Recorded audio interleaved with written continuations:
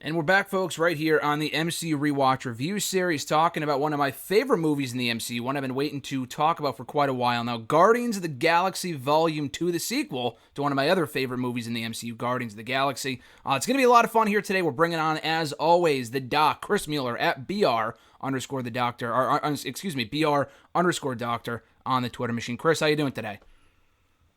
Doing great. And we're bringing on another special guest at Best Heel Ever on the Twitter machine, Derek. I've been wanting to get you on here for like quite a few years now, and we finally settled on Guardians. Welcome to the show, my man. Thank you. I'm happy to be here. And I presented you with a few options a couple of weeks ago in regards to what Marvel movie we could have you talk about, and you listed Guardians of the Galaxy Volume 2 as one of them. Is there any certain, not association, what's the word I'm looking for, connection, that you have with Guardians of the Galaxy Volume 2 specifically? Not really a strong connection, but I mean, I was a big fan of the first movie. Like, the first movie came out, and it's still, to this day, one of my favorite MCU movies. And this was the follow-up, and I'm just kind of, since its release of Volume 2, I've had different feelings about it, going back and forth with it. At first I didn't love it all that much, and then it took a couple of rewatches, and I've just found myself really growing to appreciate it a lot more each repeated viewing that I've had since then. So, yeah, I just kind of want to dive into it a little bit. Were you one of those people that when you first saw the movie, I know when the movie first came out 3.5 years ago, I had been waiting literally since the release of the first Guardians 3 years earlier for Volume 2 because I love that first one so much. I personally love this movie as soon as I saw it, and I've grown to appreciate it even more with each viewing, as you mentioned. But were you among the people that when you first saw it, that you were thinking, it's not quite as good as the original, kind of fell flat? Was it disappointing to you originally or no? I wouldn't say disappointing, but it didn't live up to the expectations that I had. I think I just set them so high because of the first one, and looking at this one, it's like, okay, you're kind of hitting the same beats, or at least similar ones as the first one, humor-wise, and, with a lot of the stories that were going on. But I just felt like it's not quite hitting me as much as the first one, where the first one, the jokes were, like, really sharp, really on point, and really, comedic to me. It seemed like, at least originally with this one, they were there, but they weren't as much laughs as they were kind of chuckles and, little smirks and all that kind of stuff. Now, it's funny you mentioned that because I actually had the opposing point of view here that I thought there were actually more laughs in this movie. I found myself, and I just recently rewatched it the other day, I found myself laughing more, I don't know about more during this one than I did the first one, but I thought they did a great job of keeping the momentum going with some of the laughs they had, some of the moments. But I will say, though, that with some of the one-liners, some were great, some were felt a little forced. Some of them were like, very quotable coming out of the movie. I know they had, Drax say famously large turds. That was a big one coming out of the movie. The whole running gag about the sensitive nipples thing, that was a very big thing coming out of the movie as well. Some were a little forced. Some may even argue that they tried a little too hard to match the same magic from the first movie that was just organic, in a word. What say you, Chris? What were your thoughts on how they kind of went about this movie compared to the original? Did they try too hard, or do you think it worked on every level? I like this movie a lot, but I definitely think it has a couple problems compared to the first one. And one of the things that I just, over time, have come to not like as much is how much it felt like they were trying to get laughs in this movie, whereas the first one, it felt like they just kind of came naturally. Do you think one of the strengths of this film is that after you get... We talked about Guardians a while ago, Chris. Do you think one of the strengths of this film is that the chemistry of the cast, it was so great in the first one, but they were able to build off of that for this one and really... they're going for something different. They're not, teasing tension or dissension or whatever, as we kind of saw in the first one. The chemistry that these characters have, you have Groot, Rocket, Gamora, Drax, and Peter Quill, Star-Lord. Do you think their chemistry is one of the highlights of this film, much similar to the first one? Yeah, the cast works well together, especially when it comes to Gamora and Nebula. I thought their storyline in this movie was good. But I did feel like them sort of scaling the story down a little bit to being more about Peter and his father. It took me out of the movie a little bit at sometimes, because it's like 90% of the movie is Peter basically being an idiot. And then the last 10% is him like realizing that he's got this other family and blah, blah, blah. So it's a good movie, but there's some inconsistency with it at times. That, the family thing, as you mentioned, is obviously the biggest theme in the movie, with the relationships progressing between, you have Rocket and God, what's the word? Who am I looking for here? Yondu. Yondu, Jesus. I don't know why that name blanked on me. But yeah, Yondu and Rocket. You have, Ego, obviously Peter Quill's dad, and Peter. You have Gamora and Nebula. You have all these different relationships. To a certain extent, you have Drax and Mantis with their kind of back and forth, like him insulting her at every turn. There's a lot of relationships that are progressed in this film. Do you think that they were going for, Derek, I'll ask you this, do you think they were going for too much with this movie, with kind of, and it is over 2 hours, so do you think they try to cram too much into one film in regards to telling this guy's story and that person's story and planting the seeds for the next one or the next Avengers movie and stuff like that? I wouldn't say they crammed too much in. I just think they had a clear idea of what they wanted the story to be. They wanted the story to be about Peter Quill finally finding his father and building off of, that story arc for him coming out of the first movie, with him feeling isolated and not really having a family. So him discovering his father was the main crux of the film. And I just feel like a lot of the other relationships that were focused on, while a lot of them were good, Nebula and Gamora, like Chris said, that story between the two of them was one of my favorite aspects of the movie. Yondu and Rocket, another really great, strong point. Drax and Mantis, which play for a lot of comedic timing and comedic laughs with them. But I feel like they were just kind of in the background. They didn't get as much focus as they probably could have. I felt like even with Yondu and Rocket or Nebula and Gamora, they probably could have gotten a little more focus had it not been so predominantly on Peter and Ego. With Ego, do you think Kurt Russell did a good job of playing that role of Peter's father in the movie?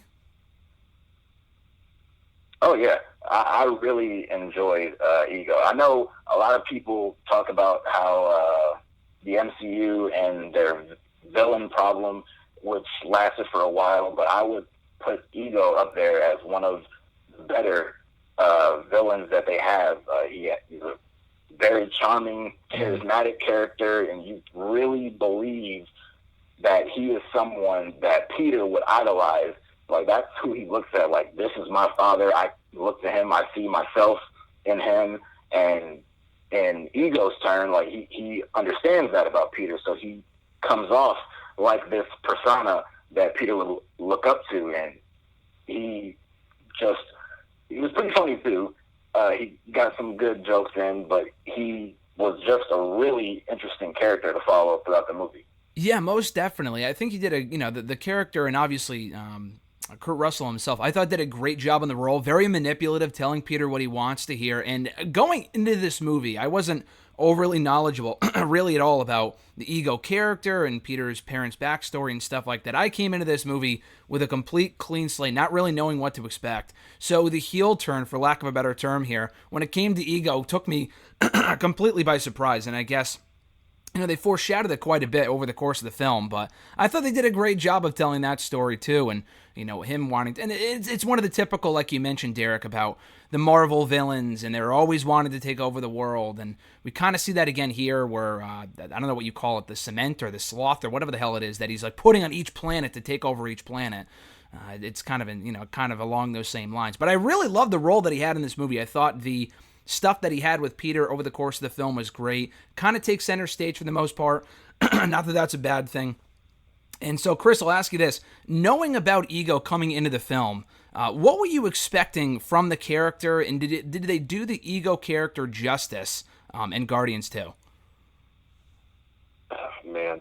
The Ego character in the comics is so freaking weird. And there is no way they could have adapted a giant talking planet. Yeah. And make it like this is still a Marvel movie that feels real or something. Like it's one of those things where they made the right changes to the character to make him cinematic enough. Mm-hmm. And giving that whole, like, okay, so the planet is the being, but Kurt Russell is like the communication tool. I thought that was really smart just because that allowed them to interact, Peter and his father, without needing to animate a giant planet with a face on it. Even though I do like that they included a little Easter egg where when they're like approaching the planet, it does kind of look like a little face. Mm-hmm. Yeah. Yeah, I didn't even notice that. It's funny. It's hard to notice on the first watch, but if you look closely, you'll see it. But yeah, it was a really interesting character to go with because Ego the Living Planet is such a goofy character, but the Guardians are like the perfect place to put a character like that. I mean, when you get a David Hasselhoff cameo in the film, I really expect nothing less from what else they include or cover with these movies. When it specifically comes to Guardians, we actually also see, unless I'm mistaken, and I'm completely off on this, when you have Sylvester Stallone in the original rest of the Guardians, that's who they were, right, Chris?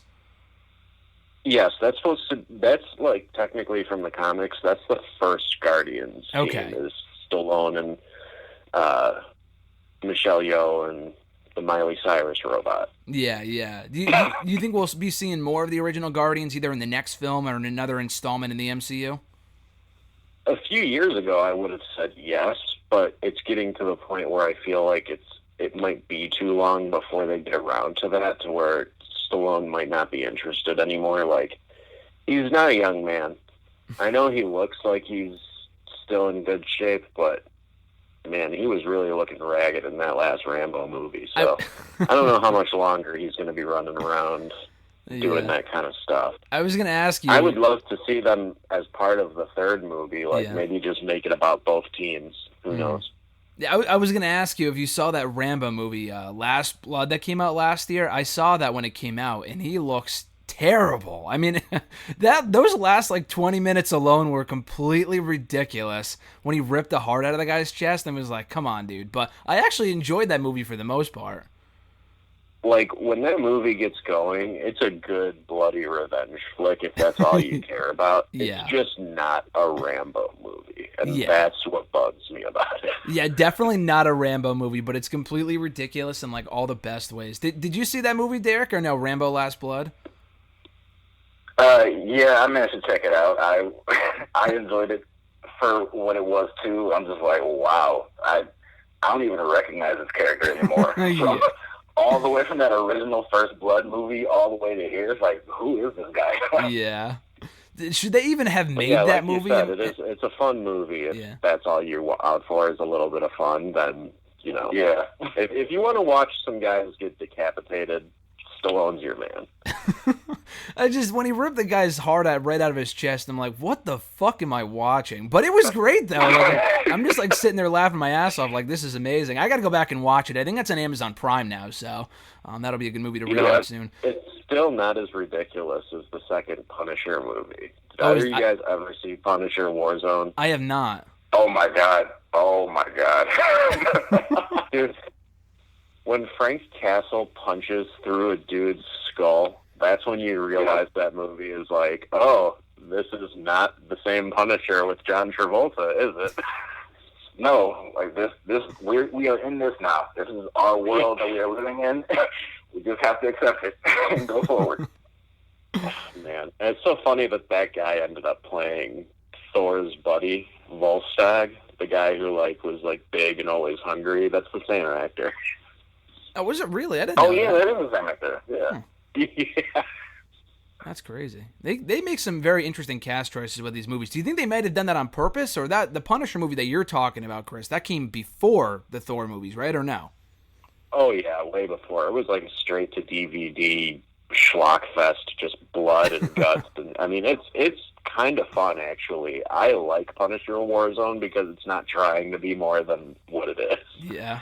But yeah, I don't know if they did it intentionally, like, hey, let's just keep it in the Marvel family. But you know, eventually every actor is going to be part of a Marvel movie at this rate, so it's 100%. just bound to happen. 100%. I'm Very fully true. expecting it. I was hoping we would get some sort of I was hoping The Rock would get involved in the MCU at some point, but obviously he's a part of the DC universe. That's not happening. I was going to ask you guys, bonus question, completely unrelated to Guardians, which universe John Cena would get involved first, but he's already involved in the DC universe because he's a part of Suicide Squad too, right? Yeah, it'll be in Suicide Squad too. Yeah, all right. Yeah, that kind of defeats the purpose of the question since he's going to be in that movie. But I was hoping for some sort of John Cena Batista, rematch from WrestleMania in an MCU movie. But seems like we're going to have to wait a little longer to get that. But yeah, you're right. It seems like everyone at some point is going to be part of the MCU. Like I said, David Hasselhoff is in this movie at the very end, and obviously they have the running gag over the course of the film. Did they mention Hasselhoff in the first film too? I can't specifically. Yeah, I'm pretty sure. Do they? I think so. I'm pretty sure they did. It wouldn't surprise me at all. Yeah, I know they mentioned Kevin Bacon and all these other people. I thought they mentioned Hasselhoff if I wasn't mistaken, but I thought seeing him was cool. The Yondu character arc was probably one of my favorite parts of the movie because it doesn't come completely out of nowhere because he seems like an asshole in the first film early on, but it's obviously just more of a strained relationship with Peter, obviously ends up helping him against Ronan, and then he makes the full face turn in this movie. And in some of the most emotional final 20 minutes of a movie in the MCU that you'll ever see, with his death and them paying tribute. And that's what they actually close off on. When I rewatched it recently, I completely forgot that was actually the note that they ended on. And of course, you get the post-credit scenes and stuff like that. But the last thing that we see is Rocket paying tribute to Yondu at the end of the film, which I thought was great. Derek, what were your thoughts on the evolution of the Yondu character in this film, and that specifically that ending when they killed him off? Yeah, I liked Yondu in the first movie. I thought, okay, he has the arrow. That's pretty badass. That's a really cool tool for him, but I don't know how much more they're going to really do with it. I was completely blown away by what they did with him in this movie, like just the complete arc. And it really helped that they paired him up with Rocket because they just share so many similarities. But yeah, the emotional beats that they hit with him and that ending with him sacrificing himself to save Peter and like declaring like, yeah, I'm the real dad that you had, and then paying tribute to him at the end with that Ravager funeral that they had. I just thought it was all really great. Michael Rooker, he brought a lot to this character in this movie. Like in the first movie, he's just the loud, obnoxious, kind of brash character, and there's a lot of that still in this one, but you can tell he's a lot more emotional. He's been beaten down more. He's really feeling the effects of being taken out of this group that he was brought into, that he was rescued by, and, to be kind of expunged away from them, and just, you see the pain on him throughout the movie. So when he comes in to help Peter and help the Guardians and sacrifices himself, I just thought it was really amazing. Yeah, no, it was fantastic. And like you said, I liked how it kind of linked to Rocket as well. We kind of learn a little bit more about his backstory. And I think the fact that they closed this movie on him specifically is a big indicator, at least in my opinion, of where they might be going for the third film. And I guess the third movie could very well, where's Gamora after what happened in Endgame, and we don't know where she is, the 2014 version of her, that is. But I think it would be cooler to see more on Rocket. We haven't really learned too much about him. Obviously, in the comics, they've already explained his backstory, I'm sure. Actually, I'll ask you about that, Chris. With Rocket, do you want to see more of his backstory? Do you want to see the character more explored in the third movie at some point? I wouldn't mind seeing a little bit on like where he came from and who did the experiments on him. And I know James Gunn has talked about how he wants that to be part of the story of Guardians 3, so I'm really hoping that when he does get around to finally writing and making it, that that's still a priority for him, because there is some interesting story to tell there, and they've done a good job kind of giving you little hints about what's happened to him, but not actually revealing everything, so they can still kind of go in any direction they want, because they haven't put themselves in a corner yet. Yeah, definitely. I mean, it seems like with each of the movies, the first one was more about, the big team up and them getting on the same page. This one was more centered on, obviously, Peter, but, Gamora to a certain extent as well, and the relationship progressing between her and Nebula. And another thing that I really like about this movie, and we've talked about this before, Chris, with other movies, one of my biggest issues with the MCU is always how they have the love interest and the main guy always get together at the end of the movie. Always by the end of it, like the main superhero, whether it be Hulk or Thor or Iron Man or who have you, Captain America. Although that's a little different because they actually paid that off in a major way with Peggy Carter in Endgame, and that's kind of a recurring thing. But they always have the guy and the girl get together. They're, on the same page. They're in love at the end of the movie. We don't get that with Peter and Gamora in these films, at least not right away. It's not until Infinity War that we finally see Gamora say, "I love you." She doesn't say that here. She didn't say it in the first movie. I thought their relationship, obviously Gamora is kind of focused more on Nebula, Peter more focused on his father, but the underlying story there with Peter and Gamora I thought was very well told in this film. Do you have any additional thoughts on that, Derek, and how they kind of further that story as well between Peter and Gamora in Guardians 2? Yeah, I know they slightly teased it in the first one, but it didn't seem like it was a big focus. So I thought, okay, they probably aren't going to put the two of them together and they're just going to treat this like just a whole cohesive unit. So when they went to it in this movie, I was a little hesitant at first. I'm like, okay, I don't want this to feel forced. I don't want this to, kind of, it's the main guy and the only woman of the group, so you put them together. But I thought their slow build to each other, I thought it worked. And by the end of the movie, they're talking about that unspoken thing throughout the entire movie. Mm-hmm. So I thought like that kind of played itself out really well, and how, despite all the bickering and all that throughout the entire group, and Peter not realizing that he has a family the entire time in front of him, and Gamora still being persistent and trying to save his life. I just thought that the two of them together worked really well. So by the time we got to Infinity War, seeing them so deeply together and Gamora telling him that she loves him, I thought it worked there. Mm-hmm. That they got to that point because of this movie, and you can tell like this was an evolution of the two of them getting together. So by the time we get to Infinity War, it pays itself off, and it's much more emotional when we see what happens to Gamora in that film. Exactly. It really pays off in a major way there, and it means more because they didn't rush into it. It's not like, again, in wrestling where they just rush into a big moment or match or title change or whatever. The more that you build to it, I mean, if you have it go on for 10 movies, that's a different thing. But, I think over the course of from Guardians 1 to 2 to Infinity War, and it means even more with what happens, as you said, Derek, to Gamora in that film, and it's just fantastic. One thing I did want to touch on, too, was the Stan Lee cameo in this film and how that kind of makes sense of everything that he's done in the MCU up to this point, with it being revealed that he's a Watcher. Did you like that, Chris, knowing what, I mean, again, I had no idea what the Watchers were before I had seen this movie the first time. Did you like that explanation for Stan Lee? Was that speculated coming into this movie at all, that Stan Lee and all the other cameos that he's made in these movies could have been potentially a Watcher, in the MCU from a storyline standpoint? That actually, James Gunn talked about this recently. Mm-hmm. Like a month ago, he did an interview where he confirmed that he actually used a fan theory to make that story. Really? So it is something that fans were theorizing about for a long time, and James Gunn was like, I like that idea. I'm going to put it in the movie. That's actually really cool. Do you know if they've done that with other things where, like, they hear out the fan? Like, it's not an idea It's interesting. I think wrestling has done this as well, where we pitch these ideas like, oh, it would be really cool if they did this, and we're thinking, okay, they might be building to this, but the only reason they're actually going to do it is because we pitched it first, if that makes sense. And it kind of sounds like that was the same scenario with that. Do you know if that's happened with anything else in the MCU, to your knowledge?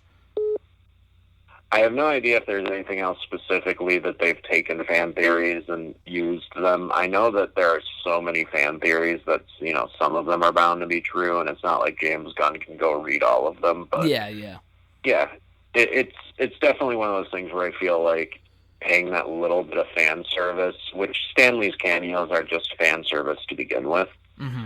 So putting that in there, especially with, Stan Lee not being around anymore, it was a cool little thing to make all those cameos one cohesive little mini story in the background of all these other movies. I did like that.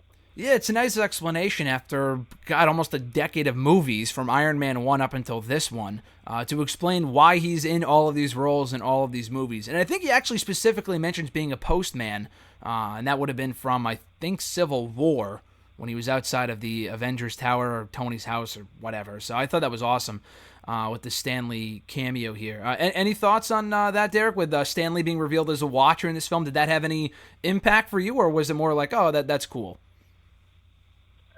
Yeah, I thought it was really cool. I remember being in the theater, seeing it, and I know everyone erupted because everyone knew exactly what it meant, because I knew that that theory had been going around for many years. Like, this is the same person, just he's a Watcher. So I thought that was really funny. It was a really short, small gag, kind of blink and you miss it kind of thing. But I thought it was really funny. There's a lot of awesome, memorable scenes in this movie that I thoroughly enjoy, and it's kind of hard to pick just one, between the opening scene with the Guardians fighting off that monster, whatever it was, and then you have Baby Groot dancing in the background. I thought that was great. When they take over the ship, or first of all, before they even take over the ship, and they have Baby Groot go search for Yondu's arrow, and he brings a desk, he brings someone's eye, and all this other stuff. I thought that was awesome. When they take over the ship and the arrow's killing everyone in the rafters and whatever, and you just see these bodies falling, that was awesome. There's just a lot of good scenes in this movie. Derek, I'll start with you. Is there any one part of this movie that you would say stands out to you as being your favorite?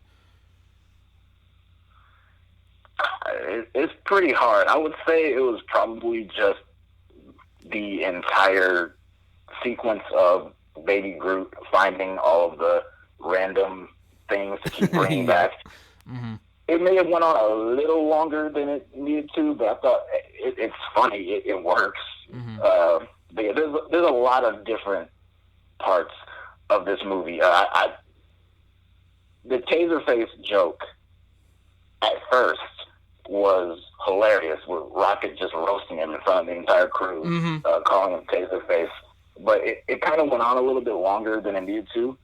So I thought, okay, you kind of killing the joke now. But then by the end, when the ship is blowing up and he sends that message to the group, the Sovereign people, telling them where he is, and you see the one who's very serious, and then he says you'll remember my name, Taserface, and then she lets out that kind of smirk, that little chuckle there. I thought, okay, that's a good way to end the joke right there. So it kind of brought it back around. So yeah, there's a lot of really good moments in the movie. No, I totally agree. Yeah, I thought that was great too. I completely forgot about that, and it was one of those things that they went on for too long with. But I thought it paid off in a big way with that one moment, as you mentioned, when the ship's going up in flames. What about you, Chris? Is there any one favorite movie that you have from Guardians 2 by any chance? Actually, surprisingly, the scene that I like is probably one of the most understated scenes in the movie. Mm-hmm. It's when Drax and Mantis are talking, and he's kind of indicates how much sadness is in his past, and all you see is him looking off in the distance, and then she touches him and almost starts crying immediately. Mm-hmm. And it's that little bit of detail right there tells you a lot about Drax, because he's always walking around with that pain inside him, and that's his driving force. And I felt like the two of those actors pulled that scene off much better than I would have anticipated.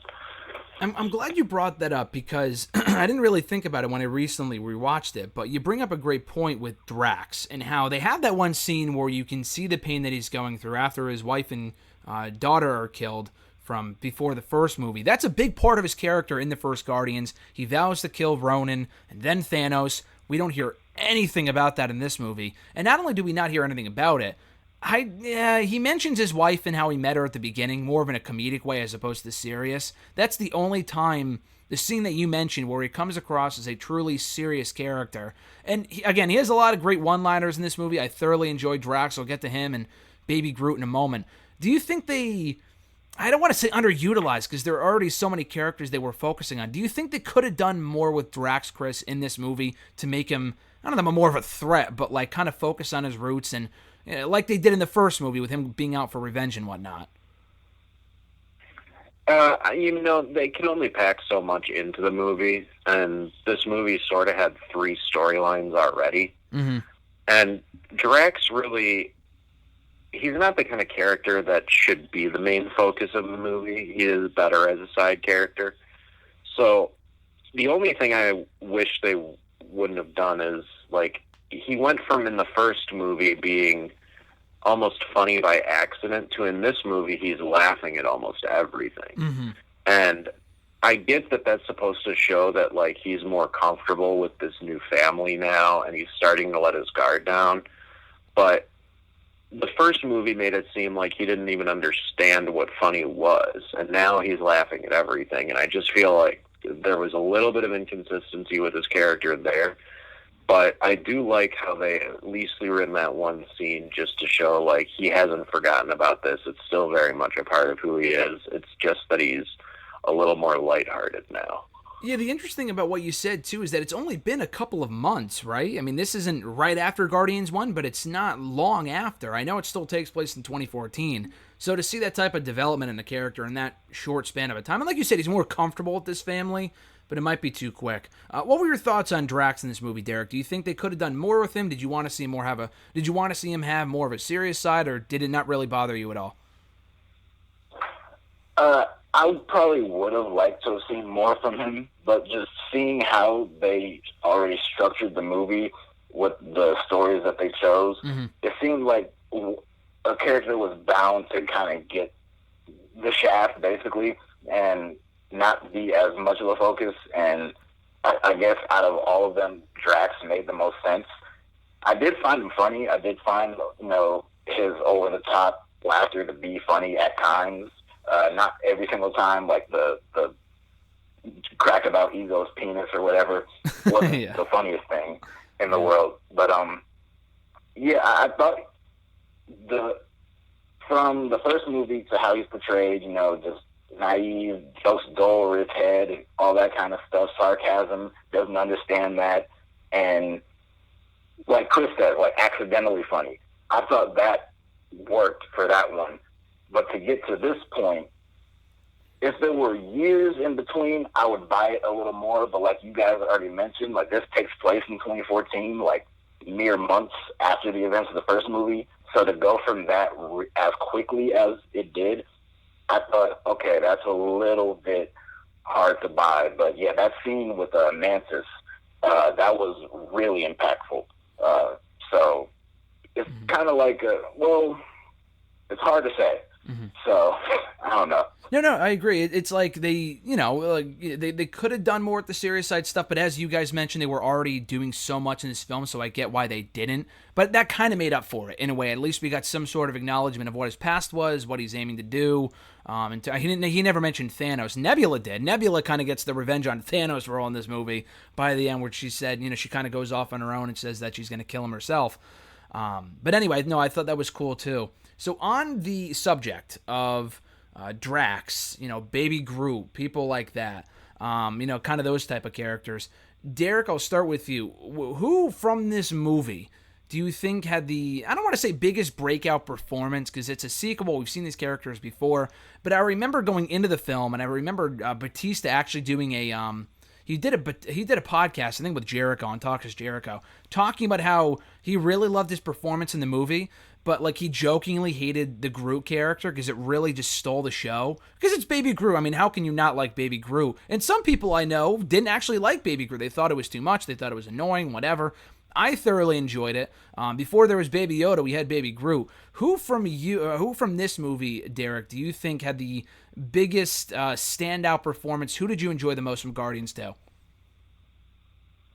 Well, the person who I enjoyed the most was probably Yondu, just because I thought that the story they told with him specifically and giving him his own hero's journey by the end, I thought they portrayed that character really well and took a character who I didn't really love all that much in the first movie and made me just fall in love with him in this one, to the point where I was actually upset that he died and that he sacrificed himself, because I got so emotionally invested in him. Baby Groot, he had the potential to kind of steal the show, but in a negative way, like to be thrown into everything and just forced onto the screen to basically like, hey, buy this toy and all that kind of stuff. Yeah. Because going into the movie, he was pretty much all over the promotion and all over the commercials and the trailers and all that kind of stuff. So it's like, okay, he has the potential to be grating and annoying, but I thought he was pretty underplayed in the movie. I thought the opening sequence where they're fighting the monster, but all you're focused on is Groot dancing, I thought that was pretty cute. And just throughout the movie, like we mentioned before, the scene of him, getting all the random objects when he's supposed to get the arrow, or him, or Rocket kind of explaining to him, what button to push on the detonator. I thought he had his moments that they chose for him to be a highlight, but he was not bombarding the movie overly cute and just trying to be a big commercial to sell toys like I feared he would be. Yeah, they actually did a very good job with it, all things considered. And I completely forgot about the detonator scene and how they're asking for tape, and then you hear... I think the best part about that scene is that you don't actually see Star-Lord asking for tape. You just hear him in the distance asking various people, and then Drax said that he asked about Scotch tape, and then he said that he didn't have it, so why would he ask in the first place? It's just a very well done scene in terms of like what they show you and what you hear. I thought it was awesome. Does anyone stand out for you specifically, Chris, from this movie? I know Derek just mentioned Yondu. I mentioned Baby Groot. I completely forgot about Ego too. We talked about him earlier. I thought Kurt Russell was great in this movie too. Was there any one person that stood out for you, Chris? Yeah, I'm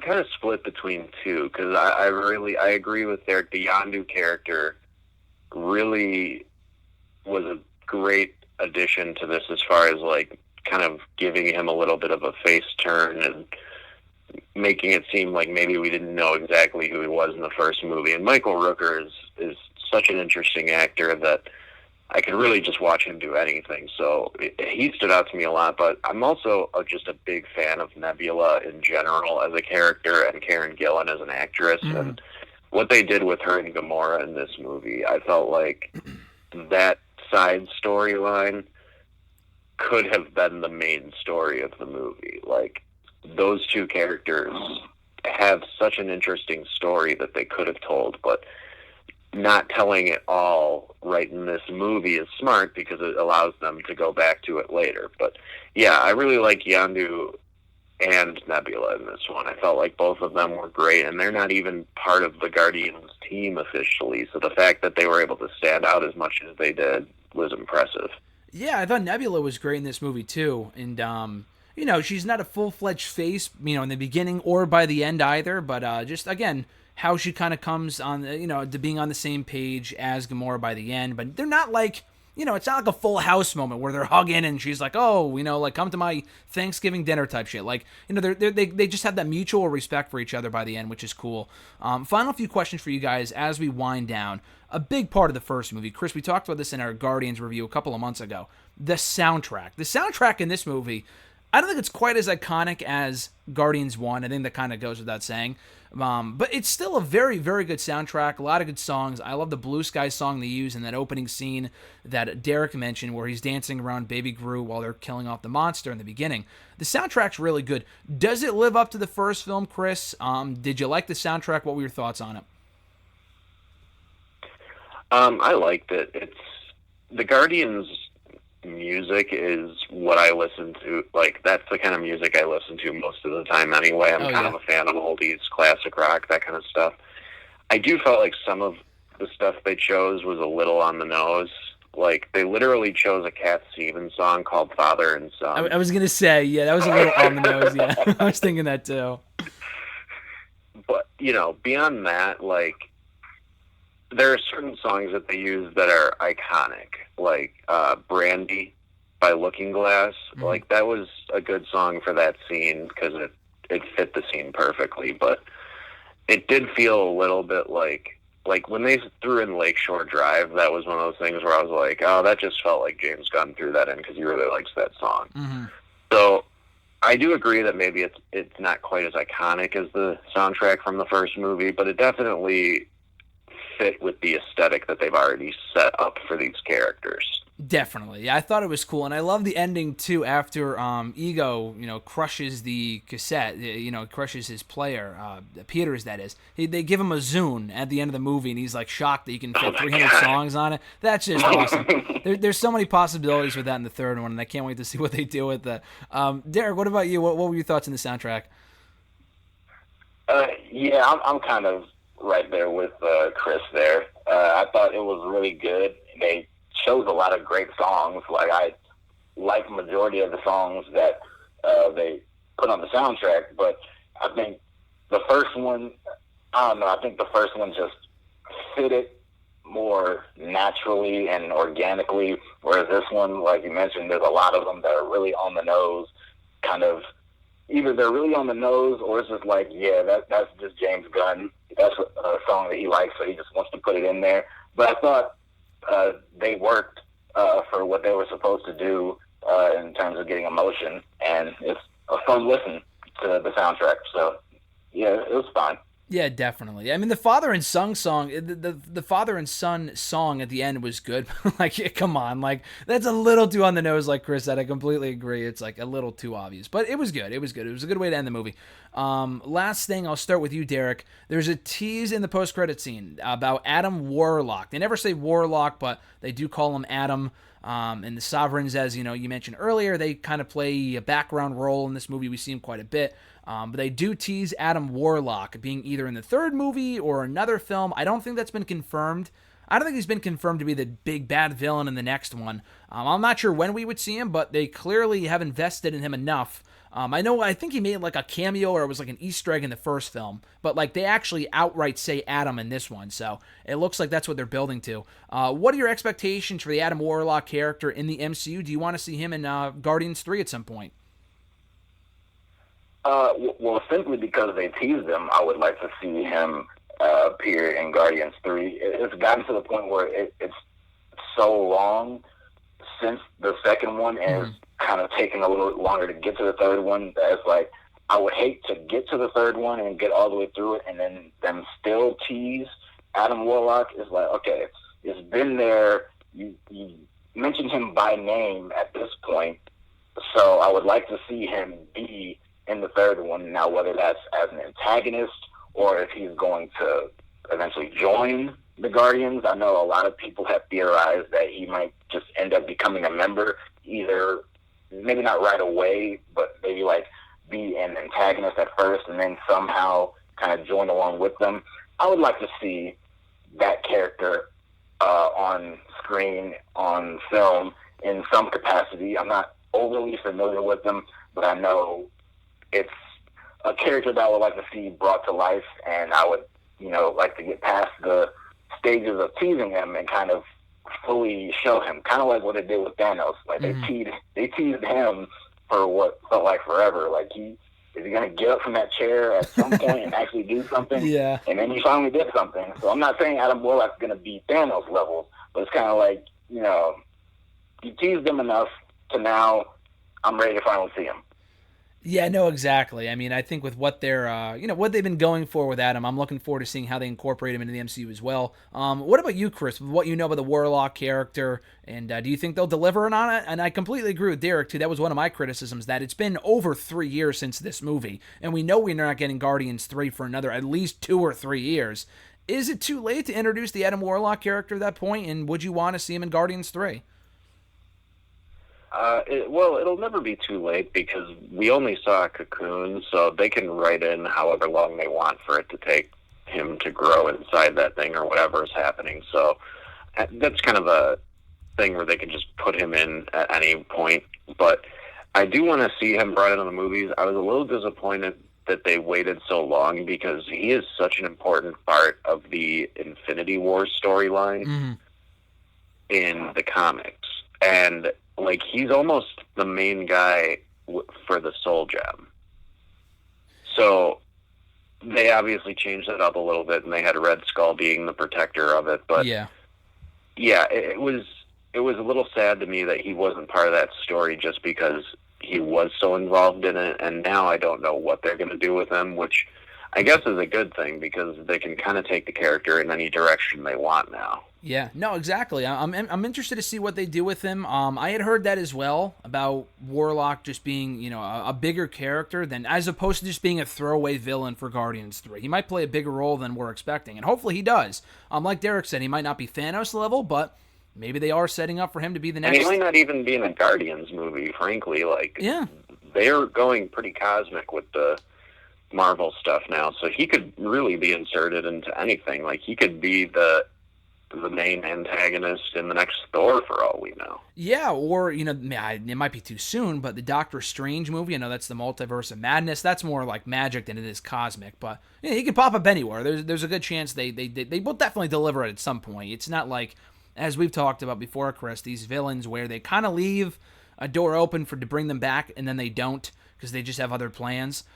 With this one, they just outright tease the end of post-credits, and I'd be very surprised if we don't see Warlock at some point. I'm hoping, whether we do or do not see Warlock in the next Guardians movie, I'm hoping, and this is not going to happen, but if you watch the credits closely, during I think it's the very last few minutes of the credits, you see the Guardians dancing. You see Peter's grandfather dancing in a cameo, which is cool, on the side of the credits. You also see the Grand Master. You see Jeff Goldblum in a very small blink and you missed it role as a tease for Ragnarok that came out later that year in 2017. I think the Grand Master in the Guardians would be amazing because he never actually died. He was just captured or imprisoned or whatever by the end of Ragnarok. So I think that'd be cool to see as well. I want to see more of Teenage Groot. We kind of saw him a little bit in Infinity War, not too much. We get a very quick post-credit scene with him here. So those are the things I want to see more of, either in the next one or an interim show or a movie or whatever.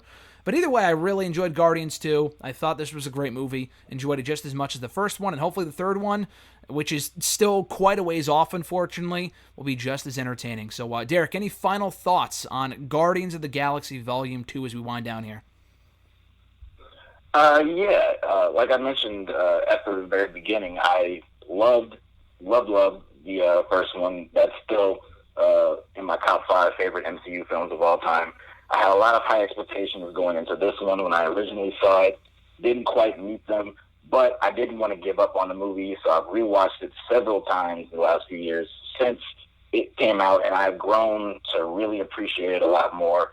It has a lot of good humor in it. I thought a lot of the characters really brought a lot to the film. They have a really strong bond. You can tell, not only as characters, but as actors, these guys, they know each other, they feed off each other really well, they interact with each other, they have great chemistry, and I just thought, overall, as a movie, it really worked.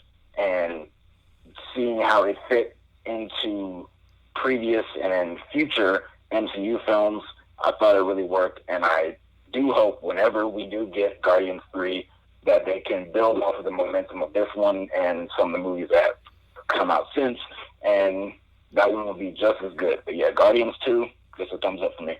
I agree. Gets a thumbs up for me as well. What about you, Chris? Where does this fall for you in the MCU, and what were your overall thoughts on Guardians 2? I like this movie. It's a serviceable sequel. It's just not as memorable as the first one, and that's what happens when you make an incredible movie, is trying to follow it up is always difficult. So I'm really hoping that Guardians 3 wraps up a lot of these characters' storylines in a satisfying way, because the first two movies have been very enjoyable, so it'd be a shame if the third one wasn't. Yeah, I'm sure it will be great. It could be one of my new favorite trilogies. I'm a big Back to the Future fan. That's still and forever will be my favorite trilogy, but Guardians could come close if the third one is great too, so we'll see. People can find you, Chris, on the Twitter machine at BR_Doctor. Derek, people can find you on the Twitter machine at BestHeelEver. You can put out some great wrestling tweets and just great content in general. So very much appreciate you, Derek, coming on the show to talk Guardians with us today. Yeah, man, I know this was a long time coming. I'm glad that we finally got a chance to talk something really cool. Yeah, most definitely. This podcast, I know we weren't going to talk Guardians specifically. I think it was Age of Ultron originally. But this has been in the making as long as Guardians 3 has. So I'm glad we were able to finally, deliver on it, unlike Guardians 3, which is, again, hopefully to come out in a couple of years. But Chris as well, thanks as always. Appreciate it. And we'll catch you on the next one. Great. Thank you. Awesome. Thanks.